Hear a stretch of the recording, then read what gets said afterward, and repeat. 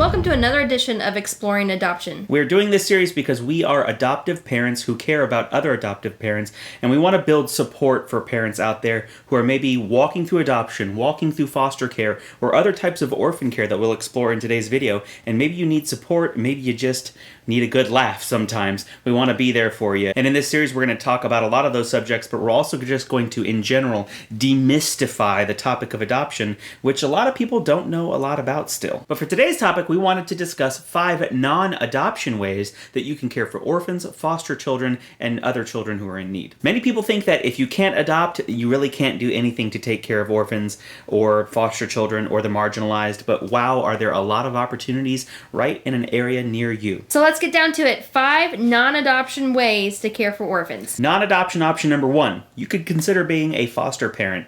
There are numerous reasons we could go into of why foster parenting is so important, and even once upon a time, we were going through the process to become foster parents. We were considering a program called Safe Families, which was super temporary care.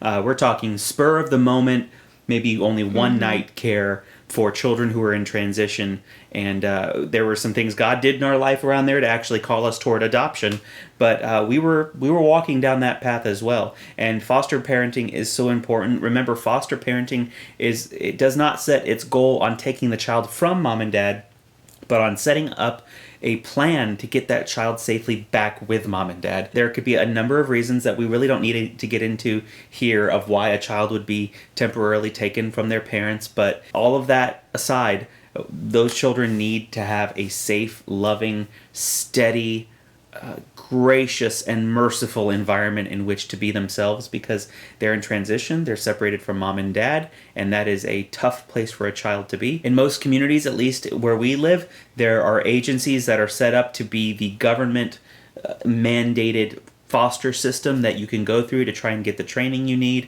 and get set up, and they need foster parents. There are not nearly enough foster parents available, so they're always looking for more. So consider that. Non-adoption option number 2 is get connected and serve at a local children's home. In our area, there are several options of how you can do this. One is serving meals at your local children's home, and that's a really cool way because you get to see the children face to face, which is really awesome. And if you have a family, take your children with you, because they will learn a lot. They'll get a lot of perspective from it, but they'll be able to kids love kids. They just love being with other kids.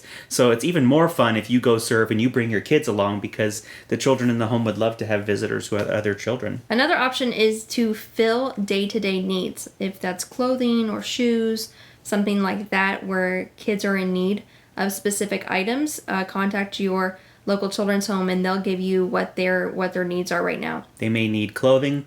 They may need things like dishes. Orphanages are always needing supplies of day-to-day items. I mean, think about crayons and coloring books, things for the children. Hygiene supplies, toothbrushes, toothpaste, those types of things are also heavily needed. Also socks. There are a lot of needs for socks. They would always love donations. Another way, around this holiday season, we do Angel Tree. We actually buy their Christmas. And that's just a really cool way to get our children excited and thinking about what are these children's needs. A lot of them are socks and like a ball, things that are like, my kids have 1,500 of those. Relatively few toys, and especially the older children, they're asking for items that they will need when they're adults and they age out of the foster system. Which is heartbreaking. Sheets, clothing, dishes, things that supplies they will require as adults. You can see that their Christmas lists get very mature and very honest and real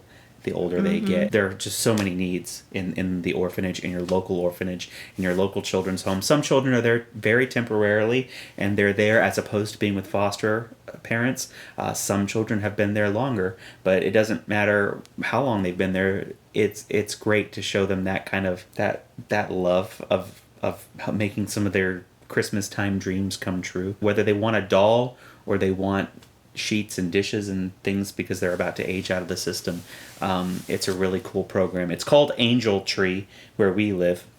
I don't know if that's a national or international thing, but I do know it is very popular here. Many churches here do it. So consider how you can also help around the holidays. And while we're on the topic of giving, non-adoption option number 3 is to give financially to someone else's adoption. We know a lot of people who say they want to adopt when they get married, when they get to this point in life, or when they get to that point in life.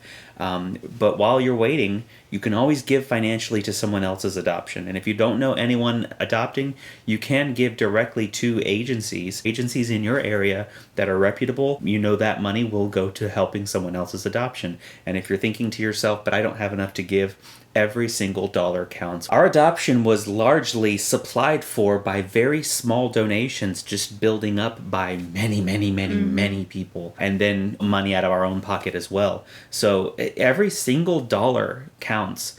Give proportionate to what you're able to. I've heard it said many times, where your money goes shows where your heart goes. And if you truly say that you have a heart for adoption, then give. The number one reason why people don't adopt is because of finances. It is extremely expensive to adopt, and you would be giving, even if it's $5, that's a gift to a family that doesn't know how they're going to come up with chunks of money due at certain times. Literally any amount would help. And we will do a video at a later date about adoption financing and breaking down the costs, because so many people are so confused by why it does cost so much money. And yes, in a perfect world, it would not cost so much money. And we'll break that stuff down later. But even if it frustrates you that it costs a lot of money, don't let that stop you from giving. So we probably touched on that subject enough. Just give out of the kindness of your heart and help another child find their forever family. Non-adoption option number 4. It's going to sound kind of strange. It was actually kind of strange when I thought about it in my head too. But consider this. Support and volunteer at a local pregnancy center. There are a shocking number of young women who, when they are in the crisis of finding out that they are pregnant, don't give due process to really truly considering all of the options, including adoption. There are many facilities out there that promote abortion as the number one option, as the life-saving option, because it serves the needs of the mom.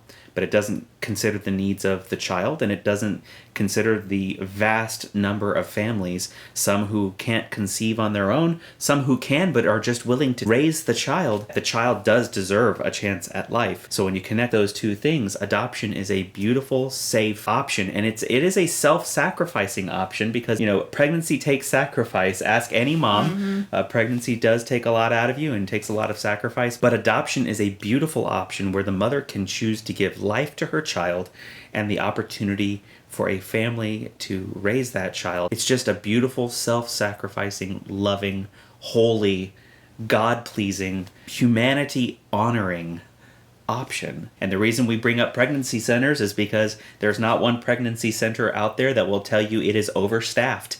They need volunteers. They need counselors. They need people just willing to listen and pray with people who come in. They need receptionists, directors. They need staff to take in donations and organize donations and do all the many things that are required to keep a pregnancy center up and running, which, by the way, most pregnancy centers are 90 to 95% volunteer staffed. They're not paid positions, so they are always in need of help. You may not be caring for orphans directly, but you sure are helping to preserve life and make sure that a child is loved. And lastly, non-adoption option number 5, advocation. You can be an advocate too. You don't have to have a YouTube channel. You don't have to have a blog. You can start right where you're at by encouraging people around you to consider adoption and by getting the word out. We realize that when you don't adopt, there is this thing that happens in our minds where we convince ourselves that because I haven't adopted, who am I to advocate for it? And that's not true at all. People who truly have a heart for it, passion for it, maybe because they themselves have not adopted, they convince themselves that I'm not in a position to be able to say anything because I haven't put my money where my mouth is. I haven't truly adopted a child and been there, so who am I to suggest it? Don't think like that. Don't scare yourself out of advocating for adoption. You can do your own research, you can become an expert on the topic, you can read books, you can encourage others to read books, and just everywhere you go, you can be encouraging people to consider not only adoption, but the other things we talked about in this video, giving to other people's adoptions, foster care, volunteering in your local pregnancy center, or by the way, volunteering in other ways that support children in your area, whether it's after school programs to feed children, there's all kinds of ways you can just care for the needs of children. You can do all sorts of stuff to become an advocate, not only for adoption, but just for the care of children in our world. And that would be a wonderful thing if you would join the ranks of people who are that selfless to put the needs of children above their own and become an advocate. And one way you can start advocating right now